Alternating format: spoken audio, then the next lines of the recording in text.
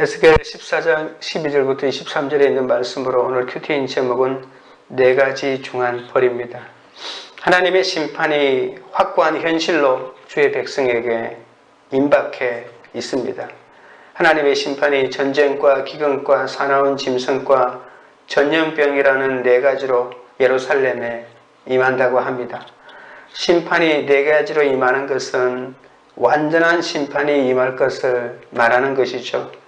또한 이 네 가지 재앙은 레위기 26장에서 언약의 이행을 파괴했을 때 예루살렘에게 임할 것이라고 경고했던 바로 그 재앙입니다. 이스라엘은 그 책임을 회피할 수 없습니다. 그들은 몰라서 그랬다고 변명한다면 레위기의 말씀이 그들에게 정금물이 될 것입니다.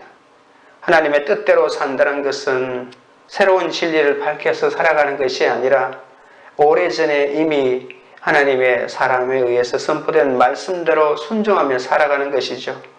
예루살렘에 임할 이 심판이 얼마나 절박한지 이스라엘 역사에서 가장 위대한 어인으로 칭송되는 세 사람이 나타나서 중보기도를 한다고 해도 이 심판은 돌이킬 수 없다고 하십니다. 그들은 자신의 의로 다른 사람에게는 어떤 구원도 베풀지 못하고 자기만 겨우 구원을 얻을 것이라고 합니다. 지금 이 시대는 전 세계에 이 네 가지 재앙 가운데 하나인 전염병인 코로나19 때문에 재앙을 겪고 있습니다. 우리 한국교회는 참된 회개로 이 재앙을 돌이킬 수 있을까요? 첫째로 누구도 막을 수 없는 심판입니다. 12절, 13절입니다. 여호와의 말씀이 또 내게 임하여 이르시되 인자야 가령 어떤 나라가 불법을 행하여 내게 범죄함으로 내가 손을 그 위에 펴서 그 의지하는 양식을 끊어 기근을 내려 사람과 짐승을 그 나라에서 끊는다 하자. 하나님이 에스겔에게 네 가지 재앙을 말씀하십니다. 에스겔의 예언 중에서 이 부분은 하나님께서 왜 예루살렘을 멸망시킬 수밖에 없었는지를 보여주는 것이죠. 하나님께 불법을 저지르던 어떤 나라라고 하는 한 가상의 나라를 설정합니다. 이 나라가 누구라고 밝히지 않고 그냥 어떤 나라가 있었다고 이렇게 얘기합니다. 심판하시는 하나님의 행동이 정당하다는 것을 보여줍니다. 이스라엘이기 때문에 더 혹독한 심판이 아니라 가장 객관적인 공평한 관점에서 한 나라가 어떤 죄를 저질렀을 때 거기에 하나님께서 합당한 재앙을 내릴 때 그것이 합당한지 아닌지를 보여주기 위해서 이렇게 설정한 것이죠. 하나님께서 이스라엘에게 불공평하게 적용해서 심한 심판을 하는 것이 아니라는 것입니다. 이 어떤 나라는 가장 보편적인 나라인 동시에 또한 이스라엘을 말합니다.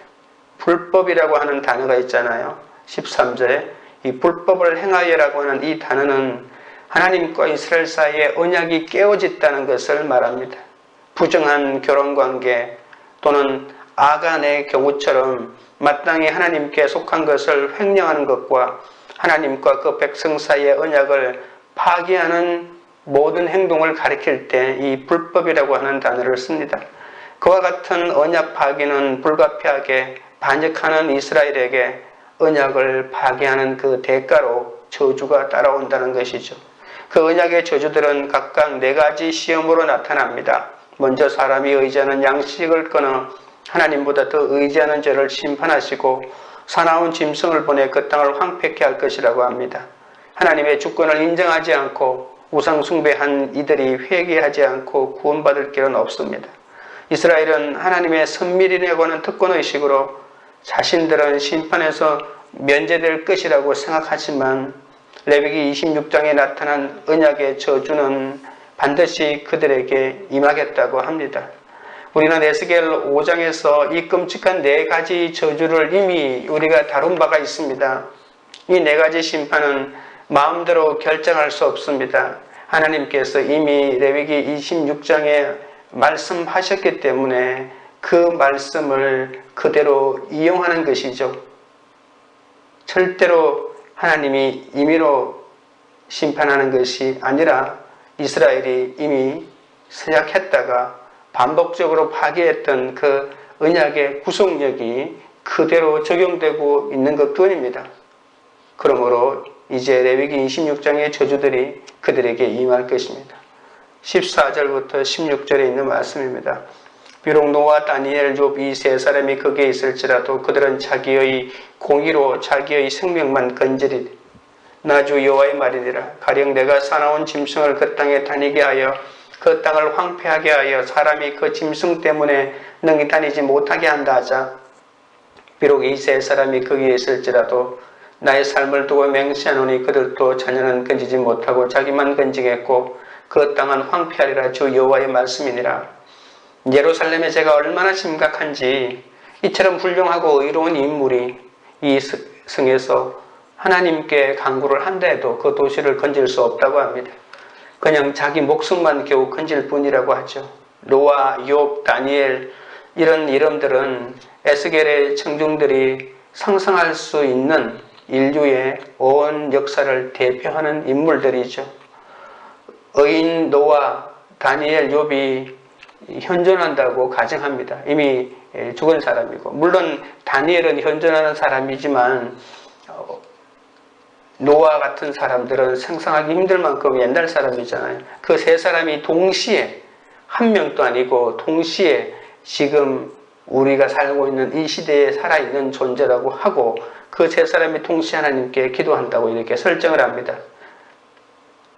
그들은 부패한 세대 가운데에서 의로운 행위로 하나님에게 인정받은 사람들입니다.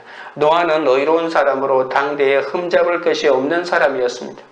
하나님의 은혜를 입어 자신의 시대에 걸맞지 않게 혼자만 의롭게 살다가 온 인류가 심판을 받아 죽을 때 자기 가족과 함께 방주를 통해 죽음을 모면한 사람입니다. 노아의 의인은 자기 가정을 죽음에서 구하기 충분했죠. 욥은 하나님이 사탄에게 의인의 모델로 칭찬하던 사람입니다. 사탄과 하나님의 갈등 때문에 죄가 없음에도 어려운 연단을 받았지만 마침내 하나님에게 그 의로움을 인정받고 재산과 자녀들을 통해 보상을 받은 사람입니다. 다니엘은 현명하고 의로운 사람이고 믿음의 절개가 곧은 기백이 넘치는 사람이죠. 다니엘은 바벨론에 도착하자마자 유명해졌습니다. 이미 바벨론에 끌려온 이스라엘 사람들은 모두 그 다니엘을 알고 있었고 일종의 영웅 같은 사람이었습니다. 노아는 홍수시대 이전부터 지금까지 살아왔던 사람으로 인간이 회고할 수 있는 가장 오래된 시대를 대표하고, 욥은 이스라엘의 선조 아브라함 때 가나안 땅에 살고 있었을 때 이 세상에 살았던 사람으로 이스라엘의 역사를 시작할 때 그 시대를 상징하고, 그리고 에스겔의 관점에서 다니엘은 이스라엘 역사의 제일 마지막 시대인 지금을 상징한다고 말할 수 있습니다. 과거와 현재 모든 이스라엘의 역사를 대표하는 세 사람, 이 세 사람이 이 오늘 본문에 등장하는 사람이죠. 선지자가 이 세 명을 말하는 것은 그동안 이 세상에 살았던 모든 의인이 하나님께 이스라엘을 용서해달라고 간구한다 해도 하나님이 자기 백성을 용서하지 않으실 것이라고 하는 참으로 무시무시한 말씀입니다. 오늘 말씀의 패턴이 똑같은 세 번의 말씀을 계속해서 똑같은 말씀을 반복하고 있는 것을 볼 수 있죠. 하나님의 중능한 심판을 의인 몇 사람으로 막을 수 있을 만큼 그러한 죄가 아니라는 것입니다. 구원은 하나님과 나와의 1:1 관계에서 이루어지기 때문입니다. 그러니까 내가 회개하지 않고 다른 사람이 회개해서 구원 얻을 정도의 죄의 강도가 이미 지나갔다는 겁니다. 구원의 소망에 있는 사람은 어떤 유혹이 와도 인내하며 믿음을 지킵니다. 구원을 방해하는 걸림돌은 내 마음에 숨겨둔 자기 우상들이죠. 우리에게 돈이 많고 권력이 있으면 악이 드러나기 어렵기 때문에 자기 스스로도 믿음이 좋은 줄 알고 착각하며 살아갑니다. 그런데 가난하기 때문에 자기의 악한 모습을 직면하게 되고, 가난하기 때문에 경건을 이익의 방도로 보게 됩니다. 이렇게 자신의 악을 직면하면서 고통하기 때문에 하나님은 가난한 자가 복이 있다고 말씀했죠.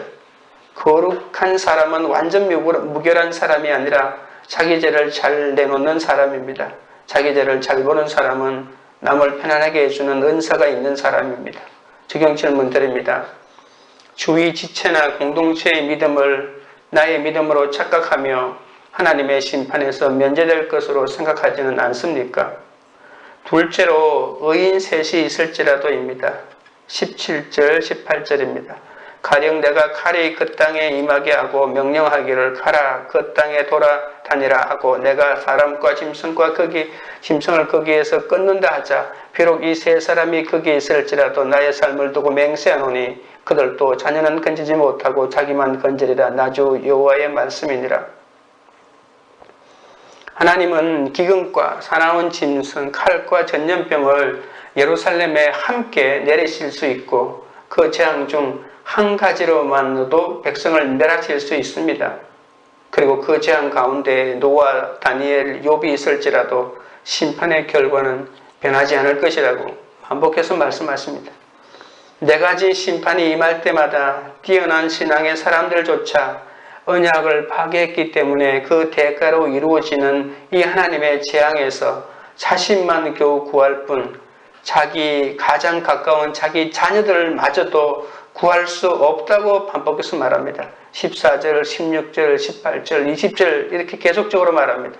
그들의 의로우면 자신의 목숨을 구하기에 족할 뿐이고 왜냐하면 하나님의 심판의 원칙이 의인을 죄인과 함께 멸하실 수 없기 때문에 말입니다.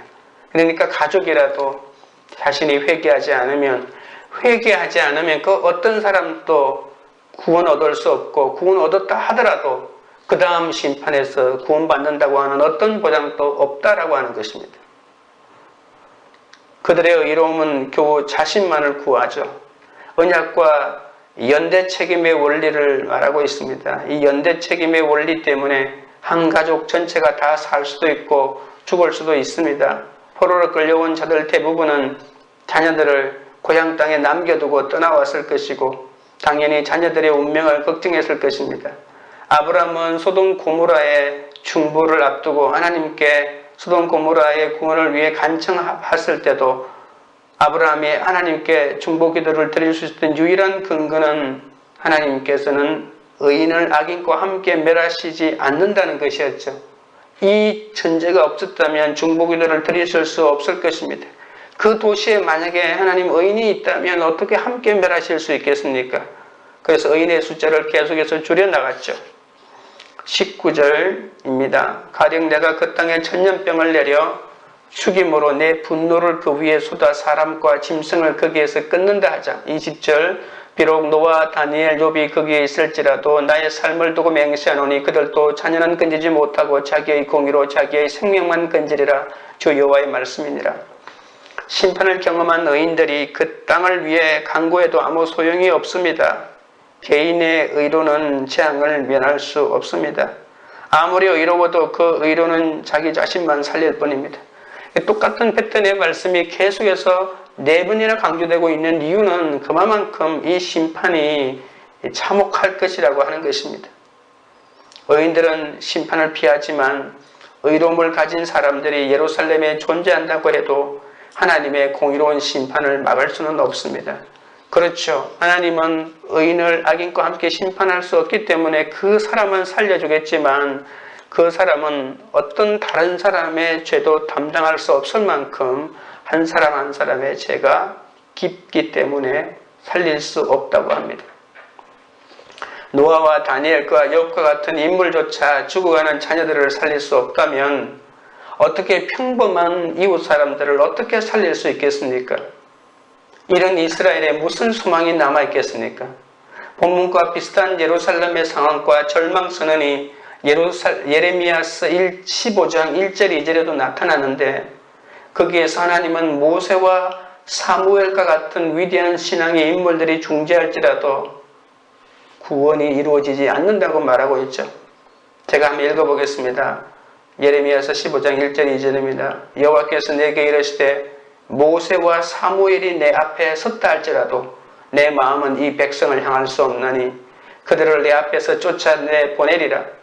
그들이 만일 내게 말하기를 우리가 어디로 나아가리요 하거든 너는 그들에게 이르기를 여호와께서 이와 같이 말씀하시되 죽을 자는 죽음으로 나아가고 칼을 받을 자는 칼로 나아가고 기근을 당할 자는 기근으로 나아가고 포로될 자는 포로됨으로 나아갈지니라 하셨다. 백성의 운명은 이미 결정되었습니다. 마음을 바꾸기에는 이미 늦었습니다. 예레미야가 그 마음을 돌이키려는 모든 노력을 기울였지만 흑사가 되었습니다. 내 힘으로는 의에 이룰 수 없음을 인정하는 것이 믿음입니다. 이것을 깨달을 때 심판을 피할 수 있습니다. 성도는 자기 안의 세상과 우상, 죄의 세력이 진멸될 때까지 이 심판의 사건 속에서 구원을 이루어 가야 합니다. 그러니 지금 내가 당하는 것이 하나님의 은혜입니다. 복음은 장차 당할 환난이라고 말하지 않습니까? 사람의 행복이 무엇을 가졌는가, 무엇을 획득했는가에 있지 않습니다. 무엇을 얼마나 소유했는가가 아니라 소유를 누리는 나의 태도가 내 삶의 질을 결정합니다. 믿음으로 살리라는 어떤 사건도 하나님의 오르심을 인정하는 것입니다. 하나님은 의롭고 오르시기 때문에 이 세상의 어떤 세력에게도 방해받지 않고 하나님의 택하신 의인인 나를 지키십니다.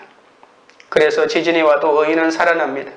육적으로 안 죽는다는 이야기가 아닙니다. 육적으로 다치고 죽어도 거기에서 하나님의 뜻을 생각하는 것이 믿음으로 말미암아 살리라 이라는 것을 명심해야 합니다.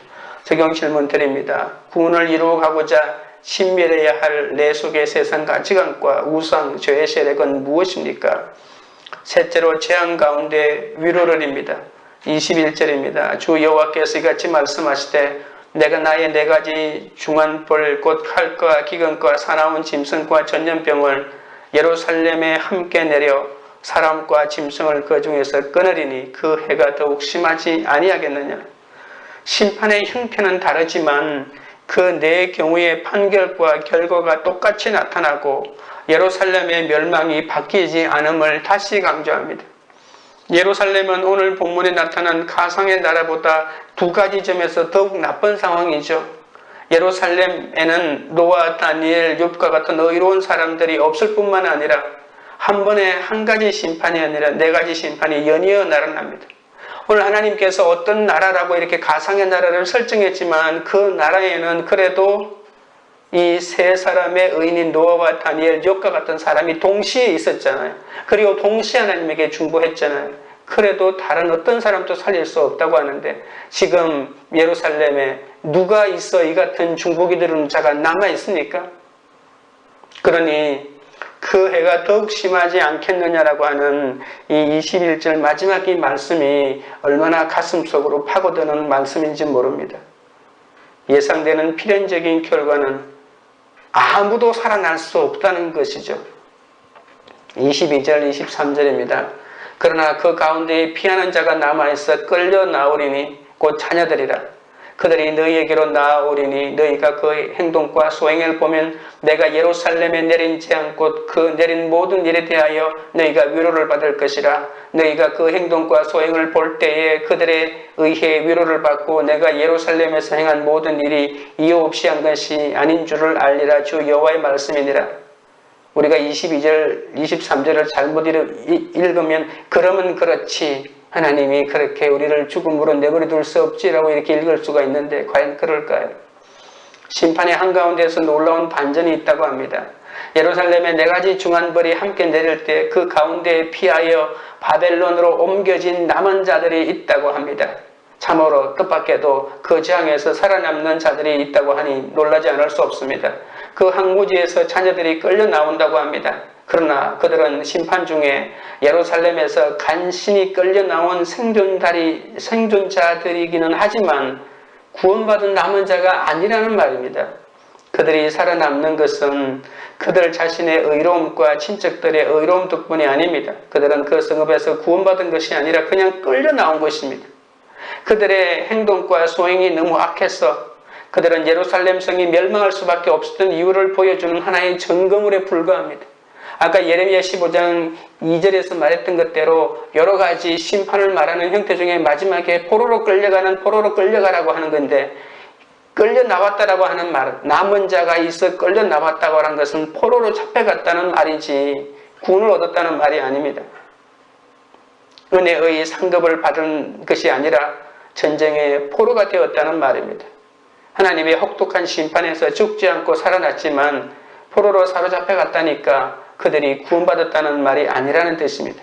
남은 자를 구원하는 목적은 이미 포로된 자들에게 예루살렘 타락의 정도를 보여줌으로써 그들을 위로하기 위해서입니다.